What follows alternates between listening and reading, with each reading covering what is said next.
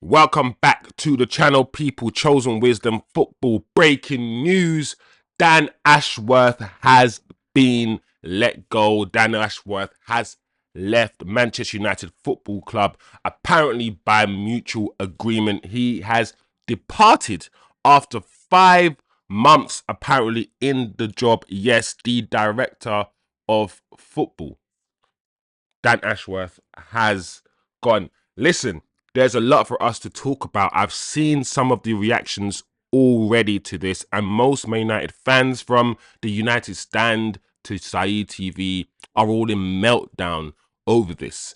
I'm not in meltdown over this. I think there's a lot for us to discuss. First and foremost, I don't believe this was mutual agreement. I believe, and this is not based on any facts, so I'm not here to be the guru or to be a know-it-all. This is just my opinion. First of all, I believe he was fired by Manchester United Football Club. He's technically in his what do you call it? Promotion, not promotion, um probation period, essentially, at Man United, and he hasn't passed his probation period and he has been let go. I believe, and this is what I believe there is nothing to be worried about. There's nothing to be angry about. I see this as Ineos potentially making an error in recruiting him in the first place and then rectifying the error. And I'm all for football clubs who do big things, who don't sit there in their error, sit there in their mistakes and just carry on. I'm all for clubs who do bold things. And saying to Ashworth, for whatever reason, you're not needed anymore. Even though, let's be honest, let's go back. Manchester United and Ineos chased this guy for a long period of time. He was at Newcastle. All of that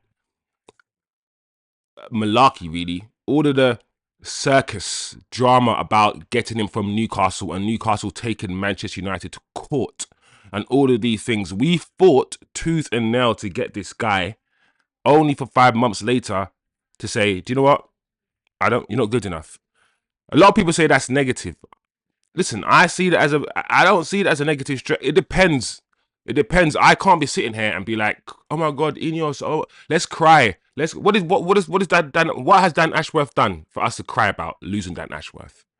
What has he done in the 5 months that requires people to be angry or scared or worried that he's been let go? How many sporting directors do you know from other clubs? Like, I think like Man United fans need to put things into perspective. I think there's a right to be concerned, but not angry or overly worried. Because at the end of the day, a sporting that we can get another one. We can get another one. And this is what I believe. This is what I believe anyway, to wrap up the video. I believe essentially there are two camps right now. There were the camp that wanted to keep Ten Hag, and there was a camp that wanted to fire Ten Hag. I believe Dan Ashworth is part of the camp that wanted to keep Ten Hag. Let's remember who Dan Ashworth is. He's involved in the FA, heavily involved in the FA, heavily involved in England, English player, and the development of English players. He knows a lot about the English players, and I believe he was probably one of the guys in the Manchester United hierarchy that was pushing for Southgate. Think about who Dan Ashworth is and the kind of people that he knows, the connections and all that. I believe that's his camp. The Southgate, maybe keep Ten Hag. That's his MO. Where I believe Brailsford and perhaps Jim let go. Let's just get rid of Ten Hag. We only want the best in class. Forget the fact that English. You know, all the English talk. Let's get Southgate because he's English and I don't know. I don't see Brailsford or just a Jim being that way. Even though, you know, just to be honest, Jim Ratcliffe has used the British stuff, you know, and how I'm British and keeping Manchester in Britain. He has used that as a way to appeal to the fans. So he has used that. But I believe they want the best in class. And I believe there's a bit of a split. And at the end of the day, if you've got a man like Dan Ashworth that's like, Southgate is all right, we should look at Southgate, we should keep Ten Hag, there's a clear divide. Assuming all of what I'm saying is true, and all I'm saying is it's just assumptions, I feel like there's a divide there with Ineos, and maybe getting rid of Dan and bringing someone else who's with the the recruitment of Ruben Amorim. Who knows? Maybe Dan Ashworth wasn't really excited about, or he wasn't really pushing for Ruben Amorim. Maybe Ruben Amorim is more the Brailsford and Jim guy rather than Ruben guy.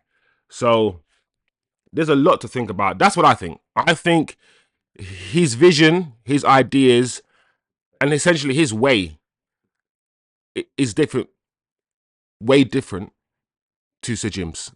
There's a difference in approach, difference in what's needed, in the belief in what's needed to bring the club forward, and they had to part ways. That's what I believe. That's what I think. And if that's the case, it's a good thing. It's a good thing, and we shouldn't be angry about it. We shouldn't be. We need to get better at identifying talent and recruitment. And that's also Dan Ashworth's field. He'll also get involved in that as well. So it is what it is. It is what it is. That's my opinion. Let me know what you guys think. Yeah, let me know your thoughts on it. Like I said, we keep moving. I'm not. What did Dan Ashworth do? I don't know. There is a bit of a cause for concern with regards to Ineos, and I know a lot of people are not fully behind Ineos yet. I'm not. They still have to prove it to me, but I'm not gonna go overboard with this departure. I'm not.